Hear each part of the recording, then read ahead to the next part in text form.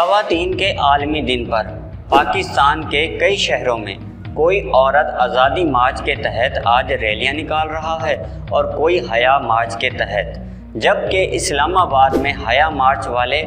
और औरत आज़ादी मार्च वाले दोनों आमने सामने आ गए, एक दूसरे के खिलाफ सख्त अल्फाज का भी इस्तेमाल किया, पर थोड़ी ही देर में पुलिस ने सूरत हाल पर काबू पा लिया। औरत आज़ादी मार्च वालों ने हया मार्च वालों पर पथराव करने का इल्ज़ाम भी लगाया है।